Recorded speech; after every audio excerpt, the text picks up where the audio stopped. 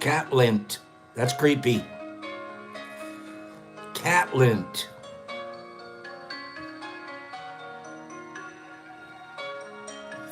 Here's my second favorite of the little cats. Watch this one. This cat coming up just needs attention.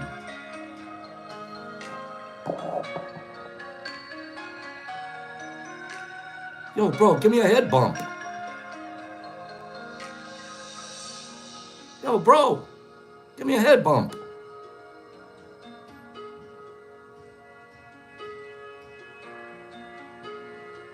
That's how we feel here at the morning at tea. Straighty, just give me a head bump.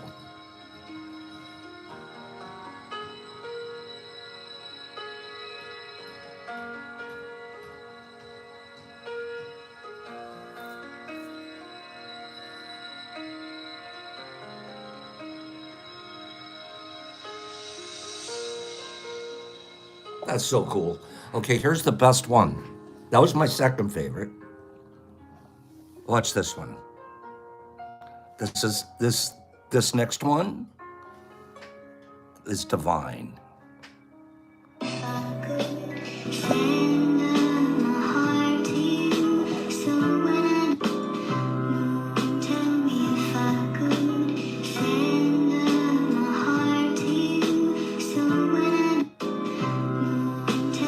The black cat is blind. The other cat's guiding it.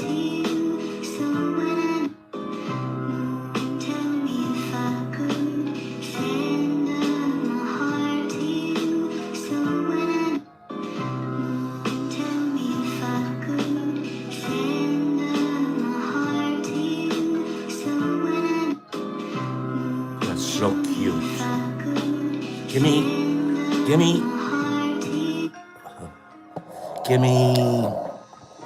Good morning, good morning, good morning, good morning, good morning, good hat morning. Bad hair day. Give me 5 people that thought that was cute. Cute, sweet. Can you imagine one cat?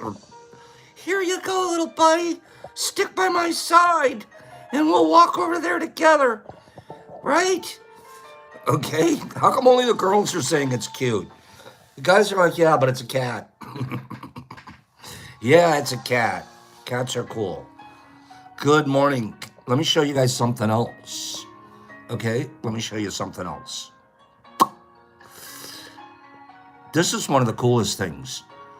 Niffer Mama posted this and I saved it. Because it's sort of in class. Okay? The blind leading the furry. Don't take anything personally. She posted that on her IG page. Niffy, you get an A+ for homework. You didn't even know, actually it's bonus. You're gonna get bonus points. Well done. Well done.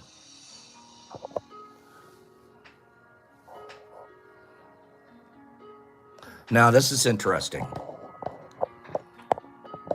In 1987, this was your brain on drugs. In 2024, you can't afford the egg. The gas stove is being outlawed. And the only thing you get is the drugs.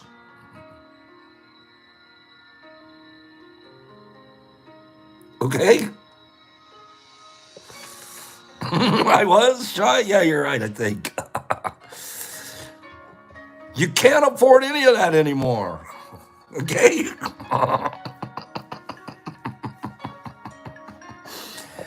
This is your brain on drugs. Now, you can't afford the egg.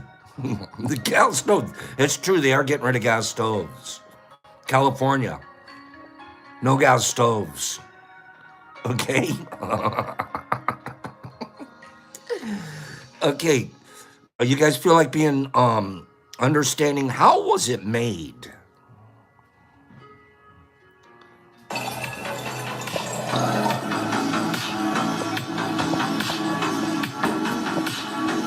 That is not liquid culture. It's silver nitrate. Look how it cleared.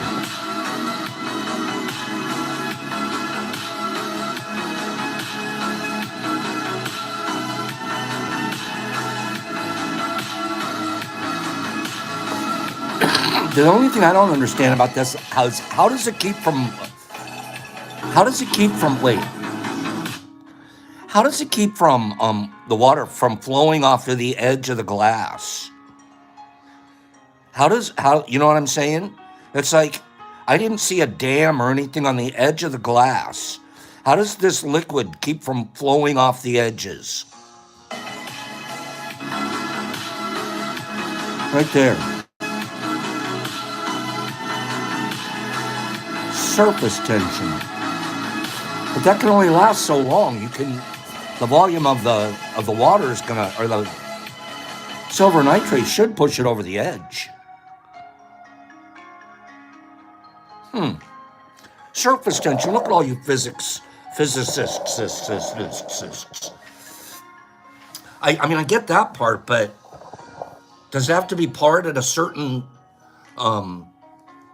rate of speed to keep it from rushing over the edge? Or, like, that's tricky. That's tricky to me. As I was looking at that, I'm going, how do you keep it from going over the edge?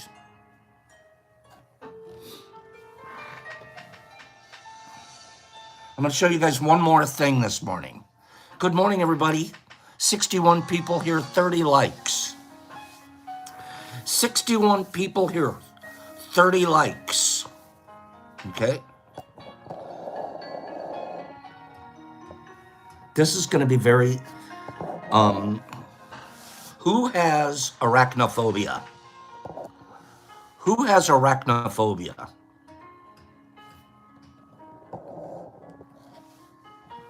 What is arachnophobia?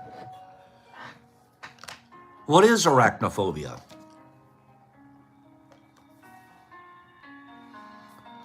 They creep me out, CCS. Figures you'd like them. Fear of spiders, right? Who likes spiders besides CCS? Spiders freak me out. Exception likes them. Spiders freak me out. The worst spider in the whole world's a tarantula. Looks like everybody likes spiders but me. Look at you guys. Tiffany likes them. Satter Wolf likes them. Kimberly had a tarantula. Shy likes them. Ghastly likes them. Girl wants to eat them. Okay, let me go the other direction. Does there anybody here not like spiders? Does anybody here not like spiders? 9 tarantulas. Woody K. Oh, Woody, it's you and me, bro. So far, that's it. I'm not saying that they're not a valuable insect on our planet. I'm just saying they freak me out. I'm saying when I see the National Geographic shows, switch the channel. I don't want to watch them crawl across a web. I'm not. I don't need to watch one morph into another something or eat or... No. I'm not interested in insects on National Geographic. Show me a whale. How about a mountain? Sure. Shut up and show them, Pops. Eggs, I agree with you. They're creepy little devils. They're valuable. They teach us a lot. Let's watch this together.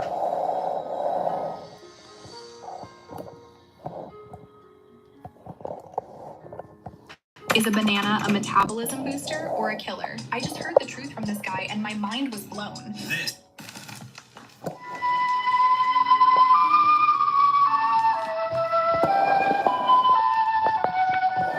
The wood spider is the most accomplished of all web-building species. Okay. Let's put this on hold. Wait. Scientists gave these tiny creatures a variety of psychoactive... Okay, first of all, dude's voice is perfection, okay? Secondly, the music, doubly perfect, Okay? Now, are we ready? RX, is anybody's getting itchy? Okay, the music. Okay? Ghastly, it's a wooden spider.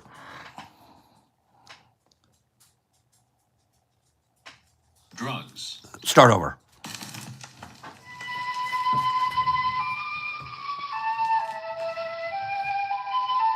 Who's who? The wood spider is the most accomplished of all web-building species. Recently, scientists gave these tiny creatures a variety of psychoactive drugs to observe their effects on web building. When given a minute dose of LSD, the spider's web took on an unfamiliar, minimalist structure. When given caffeine, the web structure was not affected, but the spider's behavior was. Given THC, the active ingredient in marijuana, the spider didn't build a web. It built a hammock where it lay all day and watched the caffeine spider go. When given alcohol, the spider built a web, found a mate, and raised over 100 young. But the mate got a restraining order, and now the spider can't go within 100 centimeters of the web. The crack cocaine spider figured building webs was for suckers, waited till the caffeine spider was exhausted, then came up behind it and popped a cap in its ass. Nice web, Mr. Crack Spider. When winter came, the marijuana spider had no place to live. It ended up in the crack web as the crack spider's bitch. For more information on the crack spider's bitch, contact the Canadian Wildlife Service in Ottawa.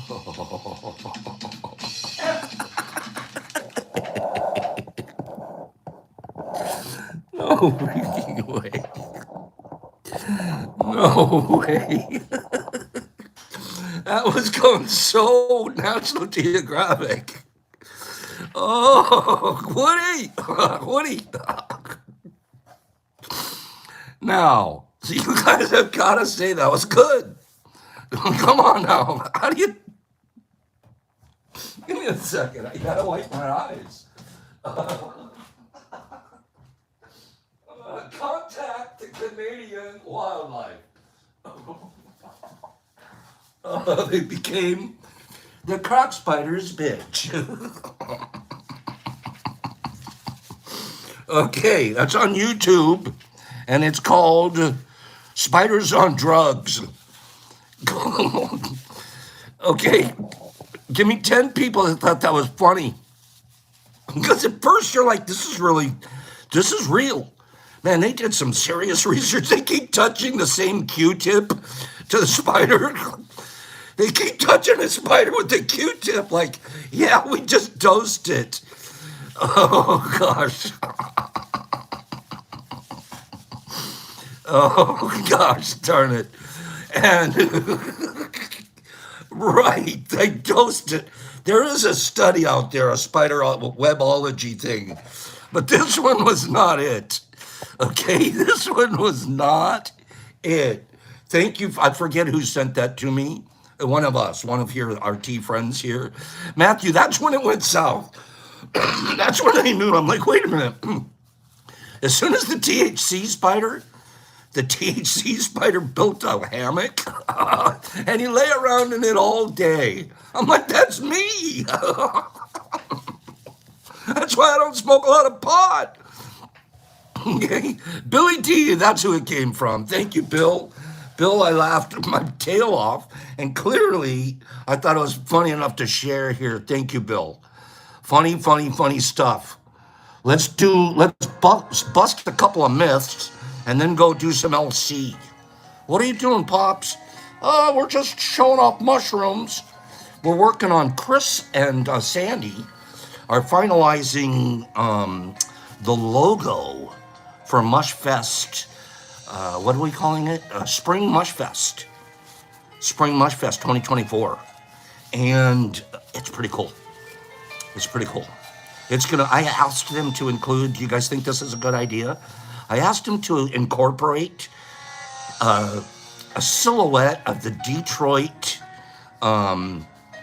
skyline. Detroit skyline. Right? Come on, you guys.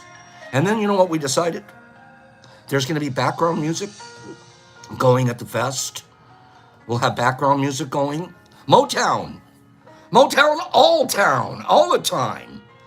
We're going to throw some Motown on. So you guys will get here and you'll be like, I went to Motown. Detroit. D-Town. Go Lions. Okay? And if you're living in Michigan, I can tell you this. We have a lot of myco friends, people into mycology here in Michigan. If you're living in Michigan and you don't get a chance to swing by, you're probably not going to get a better chance. So you Michiganders, come and gander with us that weekend.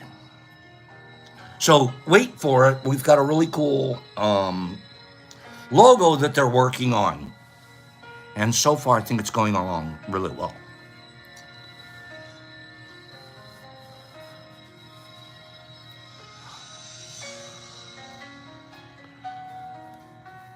Einstein was bad at math.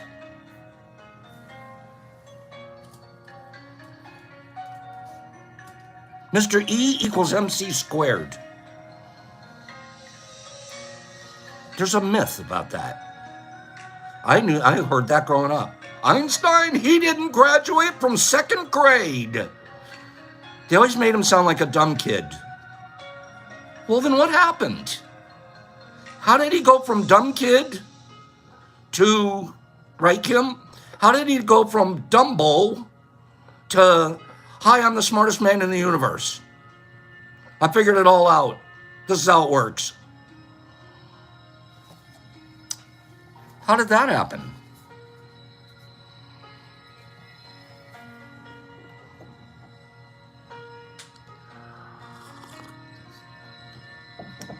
He supposedly failed math. So that the whole story got out, oh, dumb. It's not true, that's how.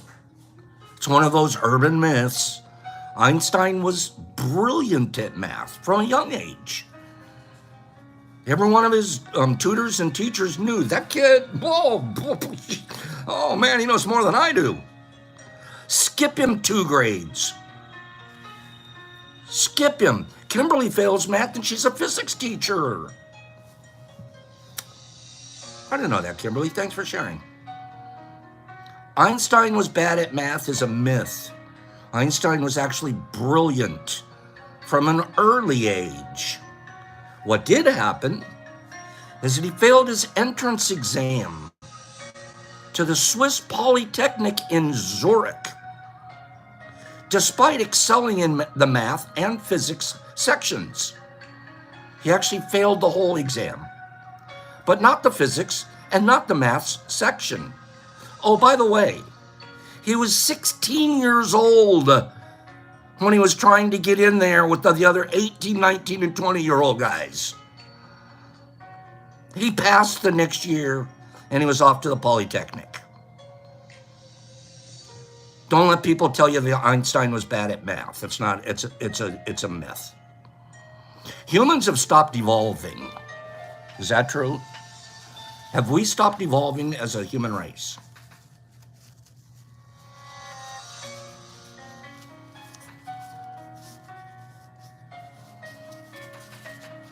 Seems like seems like we're going backwards.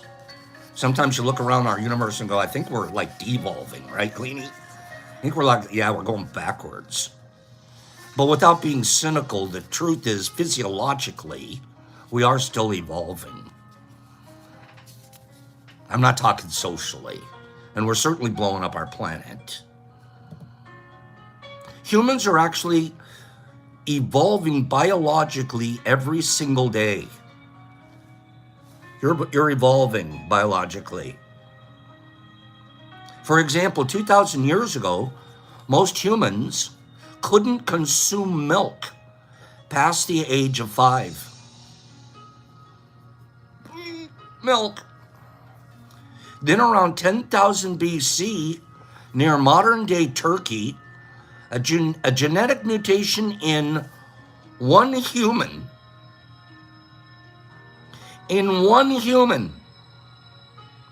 a genetic mutation changed the entire lactose production.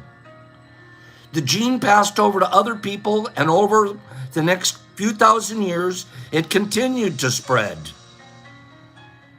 Now the majority of people in the Eurasian region drink milk their entire lives. We can now process lactose. One human, one rando gene. I want a flying gene. Woz, can we get a flying gene? 4,000 years from now, everybody can fly.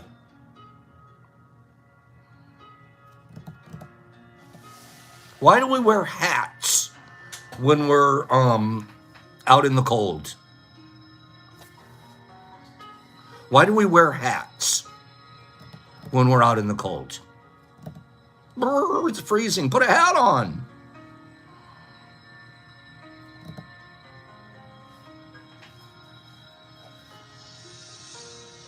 Cover up our bald spots, Herbie says. Dee says because heat's escaping from our heads. Crystal says we gotta keep the heat in. Keep it in. The heat's take it off. Heat escapes from the top of our heads. We've all been taught that. Everybody that's ever worn a hat and a muffly thing has been taught heat's leaving the top of your head. I kind of picture it as I'm walking around. I have like a radiation cone sticking out of the top of my head. Myth busting. You lose most of your body heat through the head. Myth number 79. Actually, if you were completely naked, you would lose the same amount of body heat everywhere equally. Your butt cheek is losing heat as fast as the top of your head. Face it, it's a fact. The fact that this myth managed to last so long is because your head is likely to be the least covered of all the other parts of your body. Kind of a duh. Free, maybe there's one part that stays a little warmer than the rest, the furry parts are too. But you know what we're talking about here. Michael Allen thinks he has a hot ass. That's nice, Michael. Thanks for sharing. Okay?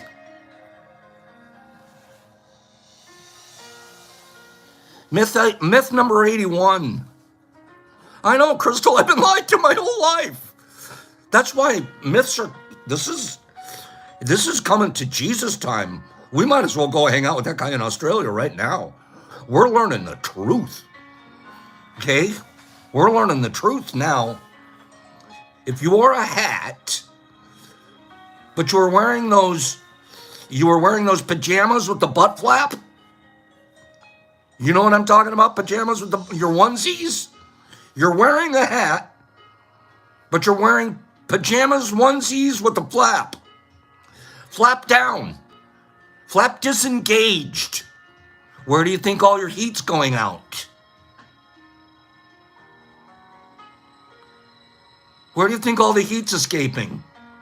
Flap disengaged. Probably out that situation. What if you took your hat off at the same time? Now you're sitting there, flap disengaged, no hat on. What are you doing now? I think you're getting an equal heat release. Based off of the new myth, we're getting equals. Hey, you got butt fever. Herbie calls it a cross draft.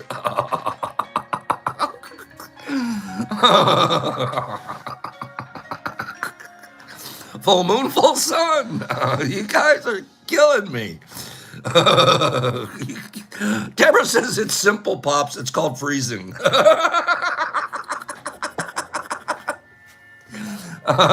You guys are stupid. Okay. That's just a myth. Vitamin C is good for treating a cold. Man, you got a cold, just take some vitamin C. You got a cold. Vitamin C it up. Most researchers and experts say there is little to no actual evidence that supports this. Sorry, vitamin C's. That ain't happening. Little to no. There aren't very many animals in the animal kingdom that are monogamous. Truth. There just aren't. They tell us penguins are. They say penguins are. It ain't for life. Even when my mate dies, I don't remarry. I just walk around sad and I dive into the ocean a lot. That's a myth. It's a myth. While penguins are mostly monogamous, there are some species, such as the emperor penguin, which is only monogamous for one season. Does that count? Vegas, you're right. It depends on the penguin. Does that count? Is there such a thing as monogamous for a season? That just sounds like you haven't found somebody else yet. Monogamous for a season. But then we were on a break. So we were allowed to.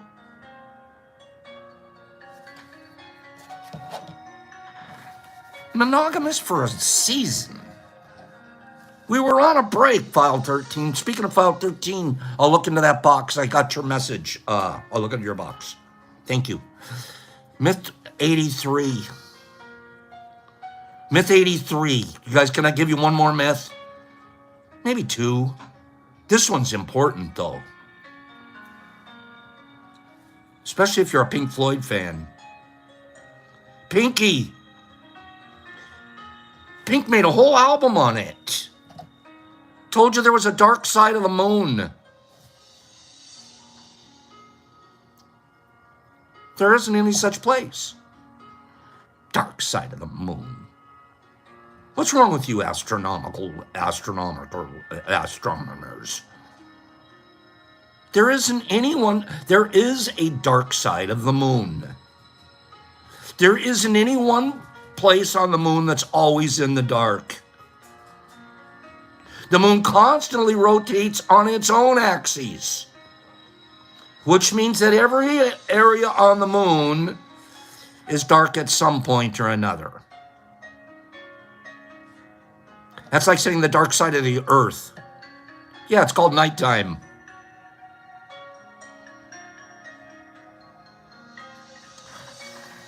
How about this one? Oh, I know, it's Exception. It's such a good album. It's such a good album. I'm going to do one more myth with you guys. One more. Come on. And then we got to talk about some LC. We're going to do LC farming together as a team.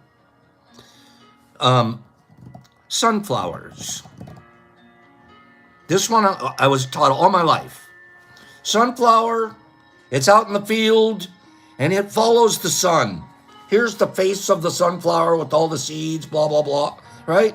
And it's like, oh, there goes the sun. I'm going to fall. We all believe that sunflowers follow the sun. They track the sun across the sky.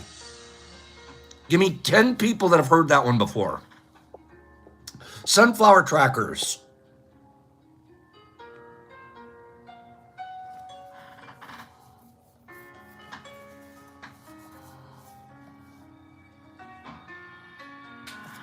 Heard it. Heard it. Heard it. Actually, the uniform alignment, the centrical alignment of all the seeds inside of the flower itself, is called heliotropism. It's a big word. Heliotropism. And it only happens at the bud stage. After the flower heads appear, it stops tracking.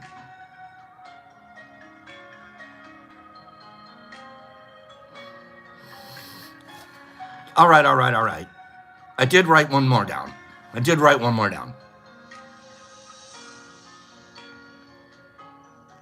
Who's ever heard of the monster Frankenstein? Who's ever heard of the monster Frankenstein? Give me 5 people that have heard of the monster Frankenstein. Some people call him Frankie. Have you ever heard of the monster Frankenstein? Huh? CCS? You're the huh? Who's heard of the monster Frankenstein? Nerdy, thank you. Nerdy isn't falling for it. It's Dr. Frankenstein's monster. I couldn't pull that one past you guys for 1 second. Good job.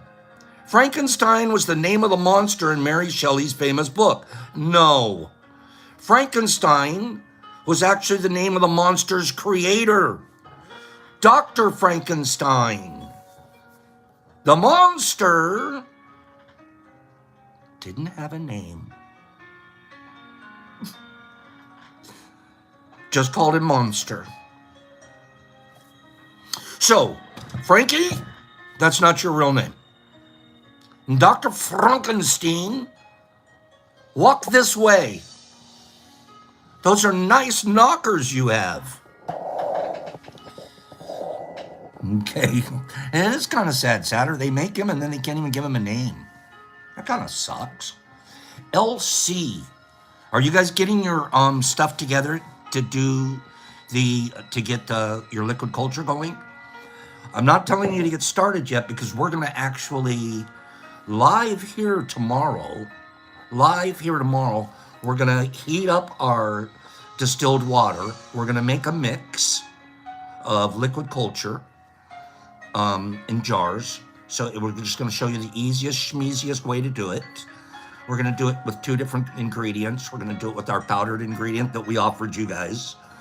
Do you believe that when we made that offer to you guys last week, hey, I'll give you a free syringe and a free packet of LC powder. Just send me $15 for shipping and handling.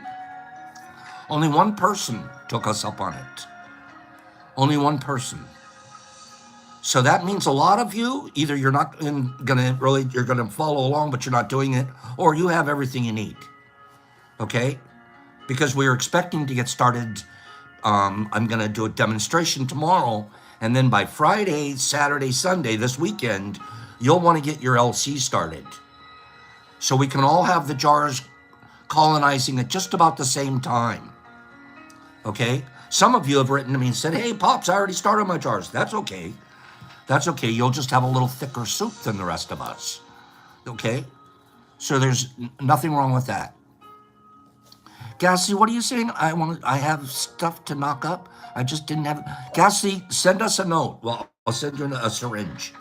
Okay? My problem is it probably won't get there for another 3 or 4 days now. Okay? But just send us a note. We want everybody to do this.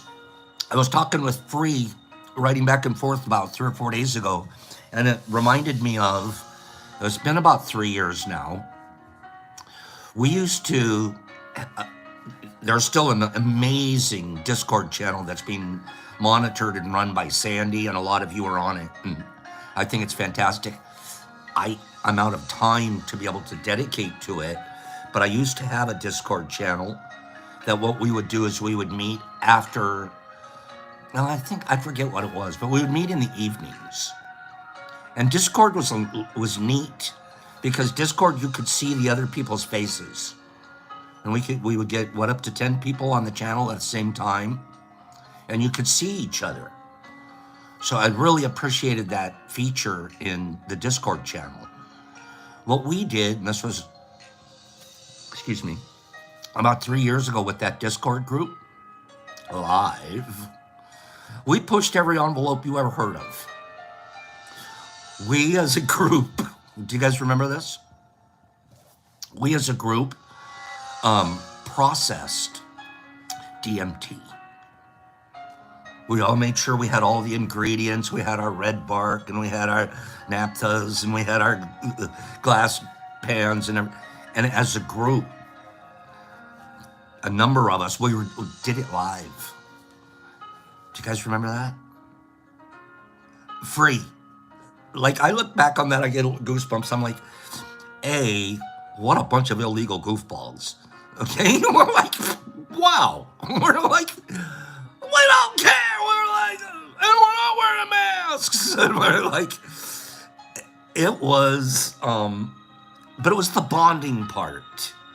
Not only was it cool to do it, but you were able to make a mistake and fix it. Right, Whiskey? You remember that? It was super duper neat. And I look back with just this incredible warm feeling. And I think we can do that again with our liquid culture group. Okay? If we can do that and farm up our liquid culture, about 2 weeks from this Friday, we'll start figuring out, I'm going to show you my tricks, 2 or 3 tricks that I've come up with to get as much of the goop, the liquid culture mycelium, as we can. And then we're going to dry it, and we're going to farm it, and we're going to do stuff with it. Okay? Liquid culture. It's one of the coolest things in the whole world.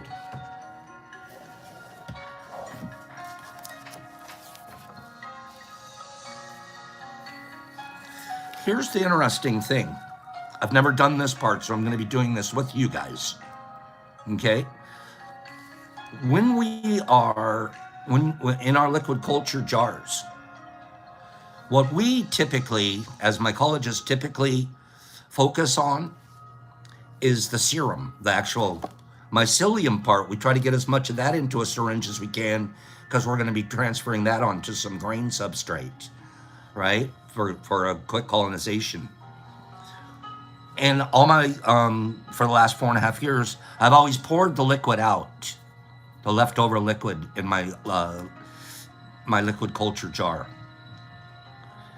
There's a lot of value, medicinal value, in the liquid itself. Because let's not forget, as it was colonizing and sending off at the tip, hyphal tips, its spits and corpus are shooting out. As it was doing that, it was also releasing major metabolites into the water. And these metabolites are of a medicinal value. Okay? Vegas, do I have to use LC? No, you can use agar, sweetie. All you have to do is take a little chunk of agar and drop it in your LC. The difference with agar is you're going to want to do that under a still air box or in front of a flow hood, because you can't keep your agar completely safe and unaffected unless you're in a sterile environment. Syringe, we can shoot it right in because the whole thing's already sterile. So the only difference is with agar, if we're going to start it with that, we have to start it in a more of an aseptic condition. Okay? But so now we've got this liquid. We're going to we're basically out of our jar, we're going to end up with 2 things. We're going to end up with a pile of goop, our liquid culture. Good job, Vegas. You're going to be good to go then. Just excise out a nice. We'll talk about it tomorrow when we get ready to do and get a jar going. Okay? Right now, I want to talk about the second part of what's in the jar. The second part.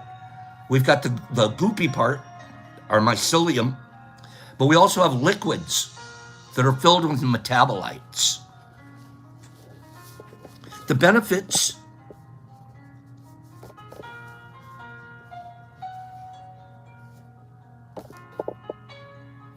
Okay. Processing liquid culture for medicine can take one of several forms. But the liquid itself, is usually first filtered to separate out the mycelium solids, the goop, and the liquid. They will produce separate medicines. It will still be psilocybin based, but they'll be separate medicines. Okay? In general, the compounds isolated from the mycelium tend to have a protective role for the fungus, while the extracellular metabolites isolated from the liquid are associated with the combative relationships of the organism and environment. Notable compounds that are found in liquid culture broths include LEM, LAP, PSK, PSP, all of these different bioorganisms. Okay?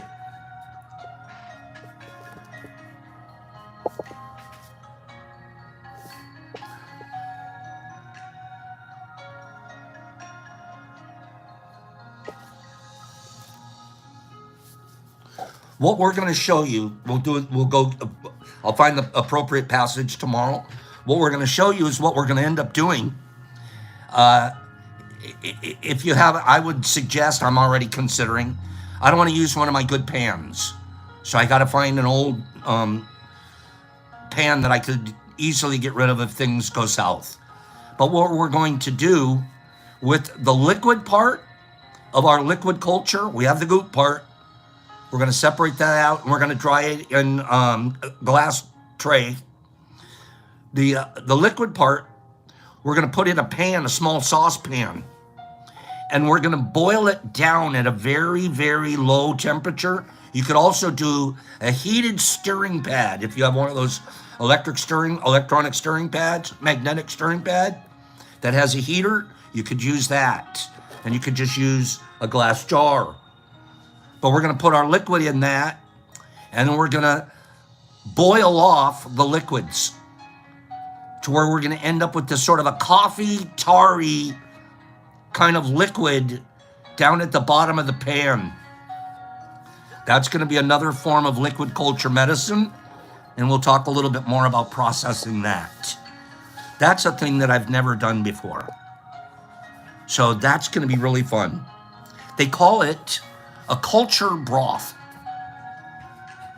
Okay, so we're going to make culture broth, and we're going to be able to have the mycelium itself ground up when it's dried.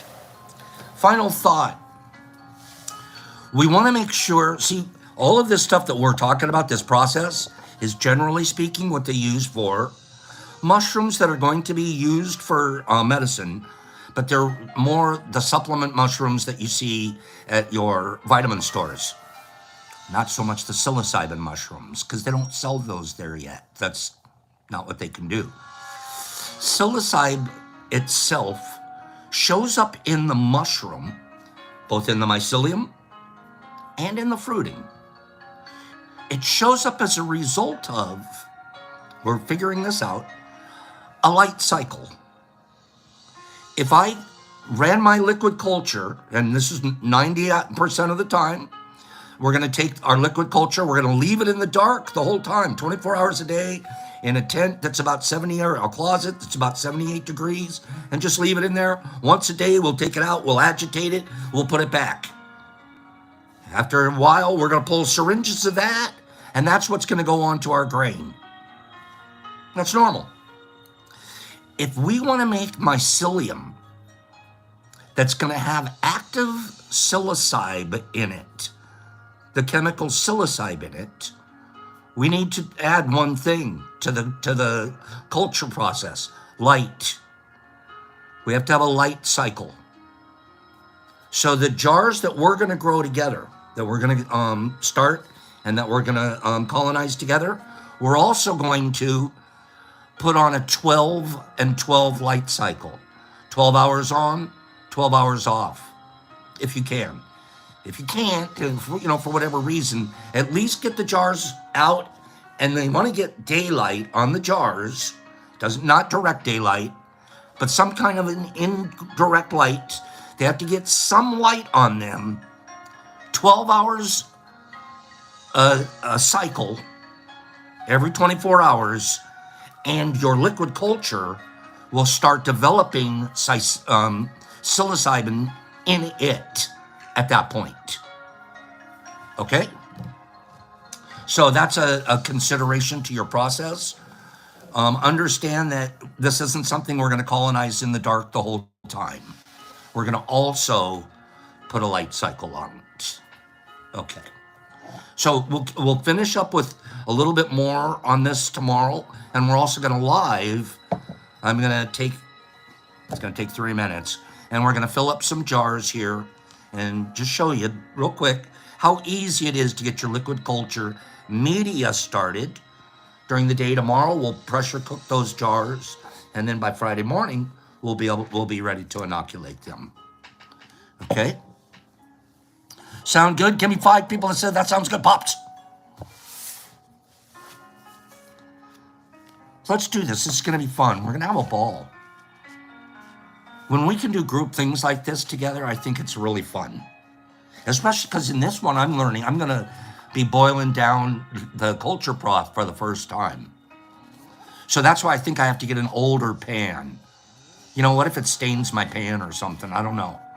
So I have to get myself a pan from the 5 and dime. What do they call them? Thrift store. Get a little thrift store because I don't want to ruin my pans.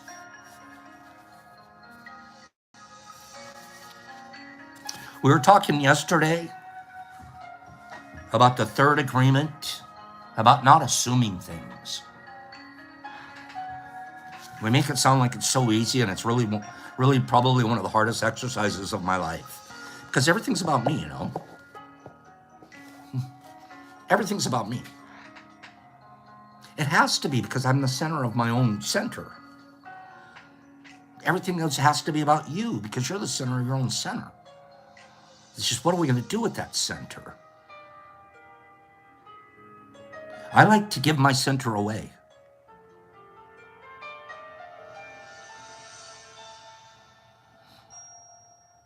I realized I don't like giving stuff away that's dirty.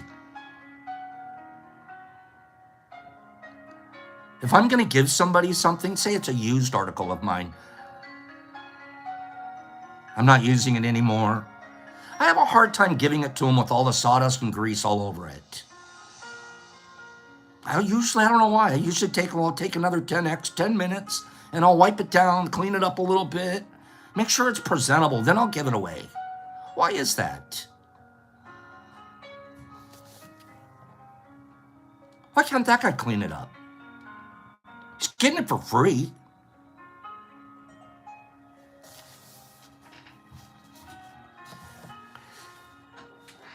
Because I think it's chaotic. It's kind of a motote. It's like, I'm going to give my chaos to you. If I'm going to give something to somebody, I want it to be sort of in order.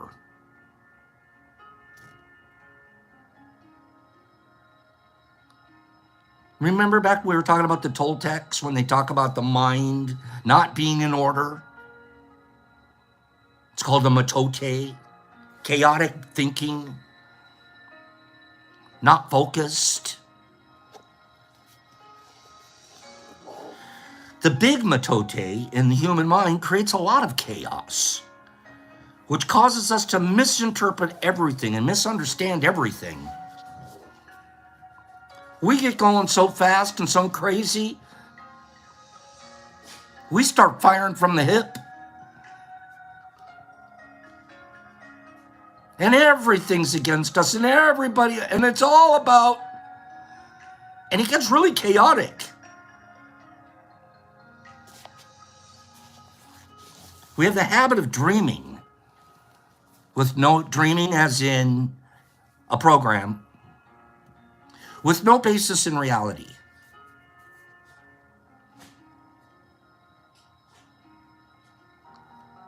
We have our own personal myths.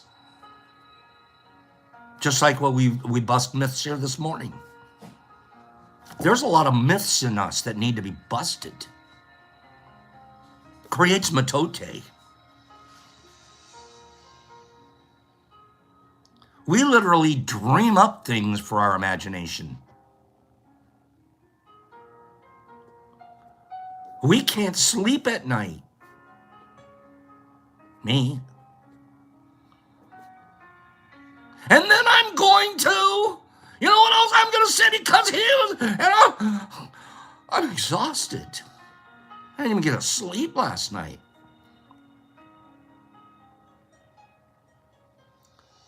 I know he meant it. She had to have. She said my name.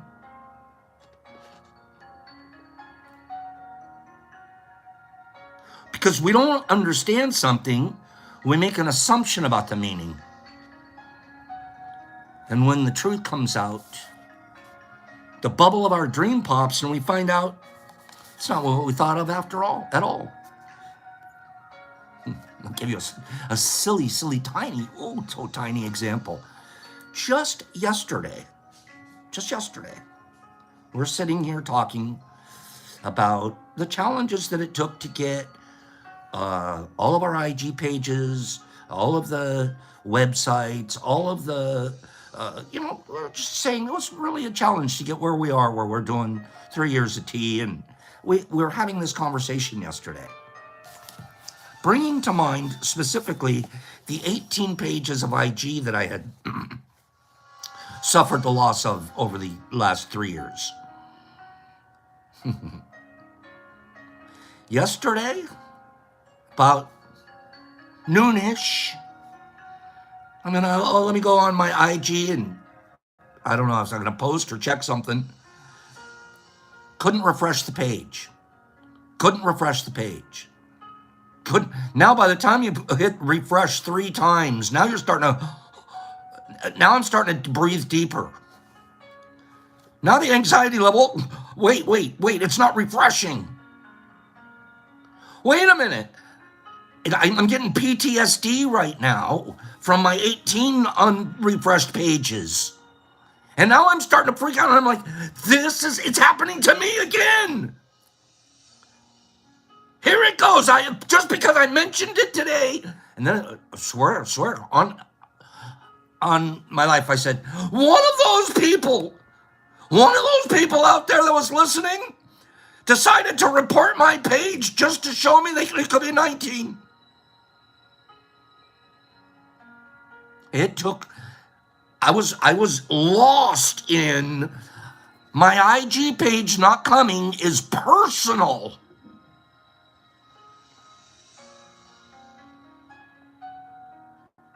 I'm telling you the truth. You guys, somebody out there did it to me.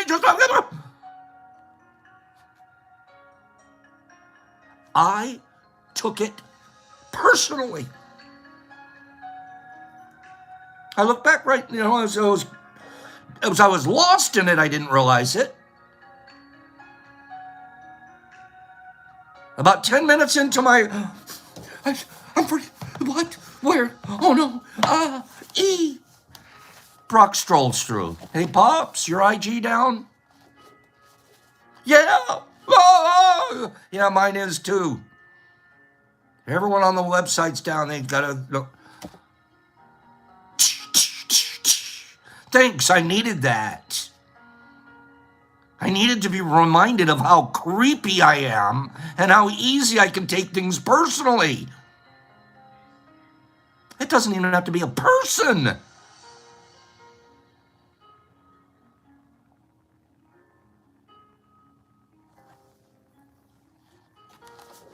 Everybody's sites were down. I wasn't special. But the moment I thought I was special, I got the opportunity to take it personal and assume it was about me. Do you guys understand what I'm saying? This is a big confession. What a creep.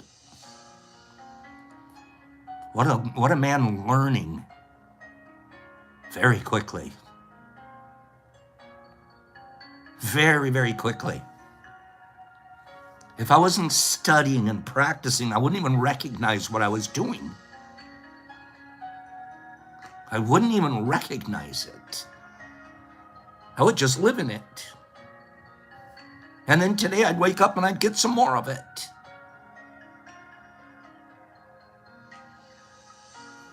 No, Higgs, I sound hard on myself, and I am for 20 minutes. And then afterwards, I'm like, you're learning, bro. This isn't the same guy 5 years ago. 5 years ago, I didn't know how to get out of the hole.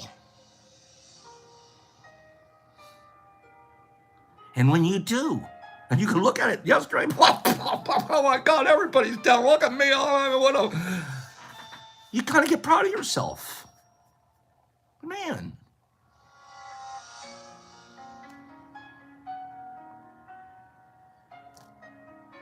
We find out it wasn't about us at all.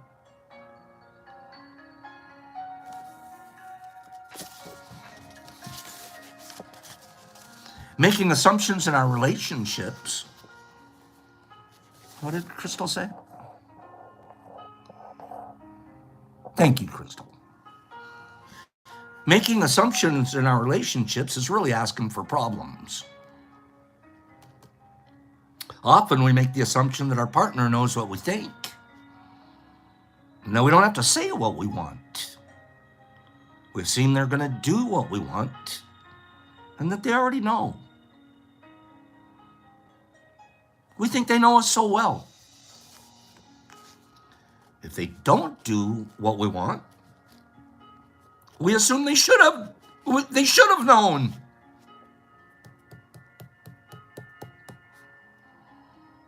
That's communication. We'll talk some more about this tomorrow.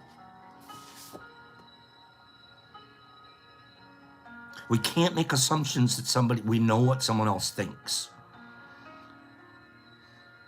Being impeccable is about going to that person and say, is this what you think? This is my read. Is this am I right? Clarify. Don't modify.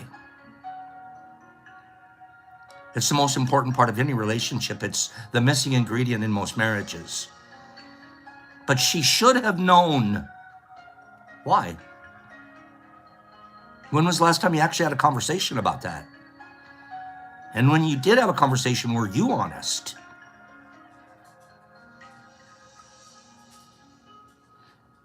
And you know why we don't have those conversations? Because we don't want the answers. Because we forget everybody on the planet has the right to ask anything they want. You know, some people ask me something and I'm like, how offensive? That offends me. Well, it'll only offend me if I took it personal. But have you ever been offended by something somebody's asked of you?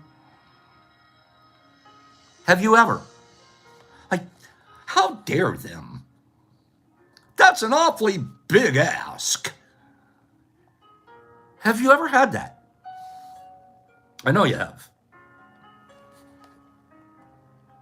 I know you have. Your brain said that was too big an ask. Our teaching tells us there's no such thing. Anybody can ask for anything they want. They have that right. And we don't judge them for it, and we don't assume, and we don't take it personal. Because if you're asking from a place of integrity, you're being impeccable. The person should be impeccable. Here's the key. They have the right to ask for anything. You have the right to say yes or no. We forget our right. Oh, I can only say yes, or they'll think. They'll assume. Now you start doing all this other stuff that's forcing you to say yes when you really meant no. No when you really meant yes. All of this other stuff because you forgot about the be impeccable part. Yes. Let your yeses mean yes, and let your no's mean no. And yes, dear, you can ask anything you want of me. Yes, sir, you can ask anything you want of me. I have the equal right to say yes or no. Don't expect a yes. Don't expect a no. You just get to ask. That's hard, huh? It is so pure. Try it in your relationships. Ask for anything you want. Anything. Understanding that a yes or no is not deserved, either one. The person answering has a right to answer either one.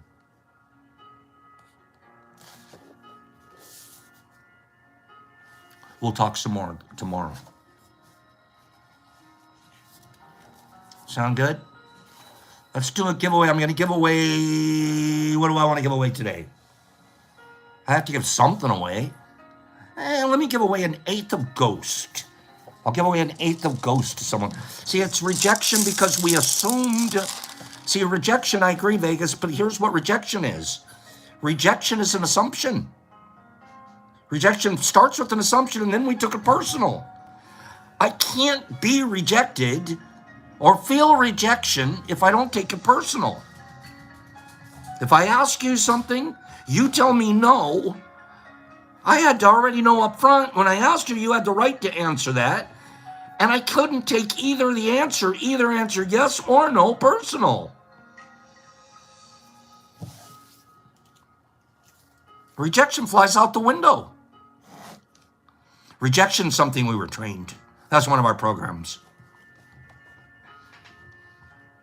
Let's do a number between 1 and 50. I'm going to give away an eighth of Ghost to somebody. Numbers 1 through 50. I have one in the chute. Go. Numbers 1 through 50. You can answer up to three of them at one time. Kill the game. Marky Z. Mark Zamarin's got it. Number 40, Mark Zamaron. Yeah, I'll need your address. I don't think I have it. Mark, send me your address. I'll send you an eighth of Ghost. And you're going to love it. You guys, tomorrow we'll do some LC exercises together. We might bust a myth or two. Bust a spider web or two. Do our LC experiments and continue to practice our 4 agreements. Okay? I saw somebody earlier and I forgot to answer. Asked me what book are we reading out of. It's called The 4 Agreements. Okay? It's called The 4 Agreements. Well, thank you, Lost Michael. That sounds great. So, thank you guys, everybody, for being here today. We'll see you guys here tomorrow. I hope you had as great a day as I did. I'm rolling out at 10:10 today because I have an appointment here at 10:30. But I'll tell you what. If I couldn't be doing this, I don't know what I'd be doing. Maybe fishing this weekend, though. Temperatures are getting better. Would you guys go have a beautiful day? And thanks for being here. Thanks for being a part of T. S. Martin and Jimmy Max and Tiffany and Mushy and Lost Michael and Michael Allen and S. Martin and B. Hendricks and Mike Barabal and Satter and Nippy. Thank you, Nips. And Nerdy and JC. It is my favorite book too, nerds. And Mark Zam and Jimmy Max all the way. Satter and Jesus Christ in Australia. Ghastly and Ricky. That's the lab coat. File 13, thank you. Slingy, Mark Z. Billy D. Bill, that was a great video. P. Lore, Higgs, thanks a lot, brother. Slingy, Pennypack, I love you. I'm so glad when you're here. Mark, JC, Herbie Von Werby, Kabab. Ghastly and Cleany, there's my guy. Michael and Catzilla Meow. Grady and Jolie the pretty one. Jolie. Jesus Christ in Australia. Nerd Nature. Mushy. Mushy and the Hubcaps. Crystal Watson. Be impeccable. Have impeccable. Pilar, Rob Tur, Tiff. Mikey. Deborah, you're a pearl. Matt. Free, love ya. Losty. Nippy. There she is, Laura Divine. She's going to have a divine day. File 13 Saturn. Wesley, smoke them if you got them. Whiskey, have a great day. Thank you. Mikey Vegas. You're so sweet. 5280 all day, Jonathan K. Mark Zamaron was Mike. Shanti, Johnny. Catzilla, Charlie Ray Merritt. I knew Charlie was going to be here. I knew it. Pilar, JC. Jesus Christ, and he's flirting with Sherry. Justin OK Man Rosie. Michael. Satter City. There you are. Jimmy. R&R. Jimmy. Jesus Christ, I'm not going to say Jimmy again. Kimberly. Melanie Stump. How was it in 1982, Melanie? It was wonderful. Thank you for asking. Jesus Christ. Pops. Peace. Love. Each other. Ouch.